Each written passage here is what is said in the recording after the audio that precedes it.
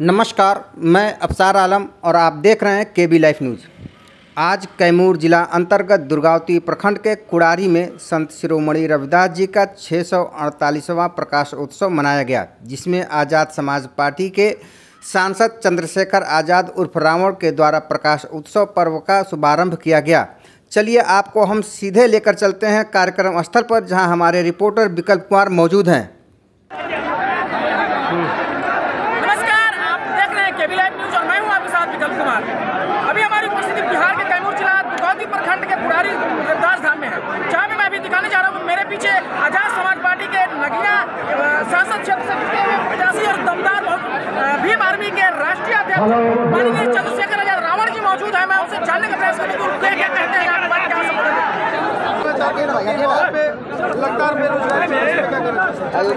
बेरोजगारी सरकार के निकम्मेपन की वजह से सरकार का युवाओं पर ध्यान नहीं है। ये जो सरकार है बीजेपी और नीतीश सरकार, ये नौजवान विरोधी, इन्होंने नौजवानों को ठगने के नाम इन्होंने वादे बहुत किए, काम नहीं किया। ये कानून का फेलियर है। जब सरकार अच्छी नहीं होती और जिनके पैसी नहीं होती, उनको जुर्म जाति सहनी पड़ती है। नौजवान की तरह दलित पिछड़ों पे भी बहुत जुर्म जाति अन्य अत्याचार वो बिहार में हो रहा है। बिहार सरकार हाथ पे हाथ रखे सो रही।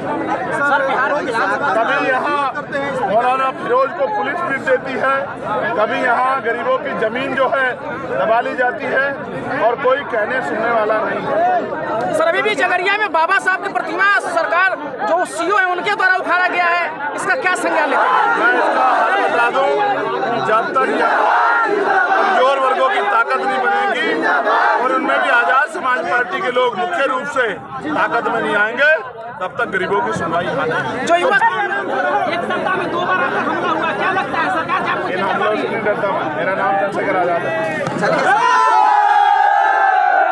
कि महाराज जी, हम यहाँ मेहनत करते हैं, खून पसीना बहाते हैं, दिन रात संघर्ष करते हैं, फिर भी हमारे साथ जुर्म जाति अत्याचार क्यों होता है? हमारे साथ भेदभाव क्यों होता है? हमें सुख सुविधा का जीवन क्यों नहीं मिलता? तो जगत गुरु सतगुरु रविदास जी महाराज ने एक संदेश उनको देने का काम किया। वही संदेश मैं आपको यहाँ देने का काम कर रहा हूँ। जगत गुरु जी ने कहा कि रविदास मानो सुखी बसन्नु, सुकर है तो खाओ, एक सू स्वराज माही, दूसर मागट गाँव। जगत गुरु जी ने कहा कि सुख शांति का जीवन जीने के 2 रास्ते हैं।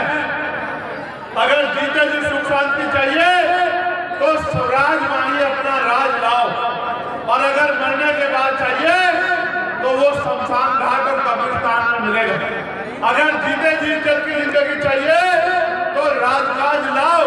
ये बात 600 साल पहले सतगुरु महाराज कहके गए, और उन्होंने कहा जो सामने संगत थी कि महाराज जी राज तो अभी भी है, राजाओं का राज तो है, लेकिन हमारे जीवन में सुख शांति क्यों नहीं?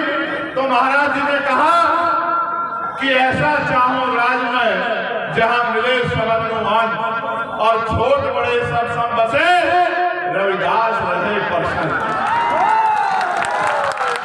कि राज भी नीति में होना चाहिए, ऐसा राज होना चाहिए जहां कोई छोटा बड़ा ना हो, जहां कोई ऊंच नीच ना हो, जहां कोई भय डर ना हो, जहां किसी का अपमान ना हो, सबको खाने के लिए अन्न की, तन ढकने के लिए कपड़े की, सर ढकने के लिए छत की, पीने के लिए पानी की, और तमाम तरह की व्यवस्था सुख सुविधाएं हो। और ऐसे राज को उन्होंने नाम दिया। मैंने पार्लियामेंट में भी आपको बताया था कि उन्होंने कहा कि बेगमपुरा राज होना चाहिए। जब मैंने बात कही तो मुझे कई नेताओं ने पूछा कि भैया ये बेगमपुरा राज क्या होगा? तो मैंने उनको बताया कि बेगम का मतलब होता है बिना गम का राज, जहां किसी की जिंदगी में कोई गम ना हो। ये विचार 600 साल पहले जगत गुरु सतगुरु रविदास जी महाराज पूरी दुनिया को देके गए हैं। मुझे दुख के साथ कहना पड़ रहा है, जिनके यहाँ ऐसे कुल गुरु जन्मे हो, जिस देश में ऐसे संत जन्मे हो, उस देश में 80 करोड़ लोग रोटी के लिए मोहताज हो। ये चिंता का सबब है। उसका एकमात्र कारण यह है कि आज इस देश में बेगमपुरा राज नहीं है। जहाँ बेगमपुरा राज है वहाँ जनता खुशहाल है।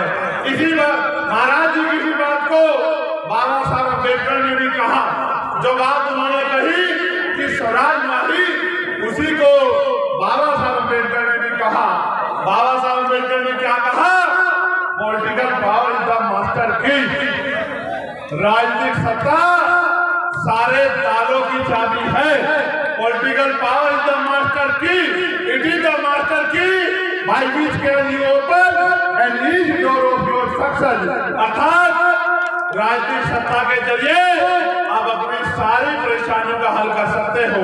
मैं आपको इस धाम पे खड़े होकर चैलेंज से कह रहा हूं, आप राजनीतिक ताकत बना लो। जिस चीज की तरफ हाथ आप रख दोगे वो आपके चरणों में पड़ी होगी। इस बात का मैं आपको विश्वास दिलाता हूं।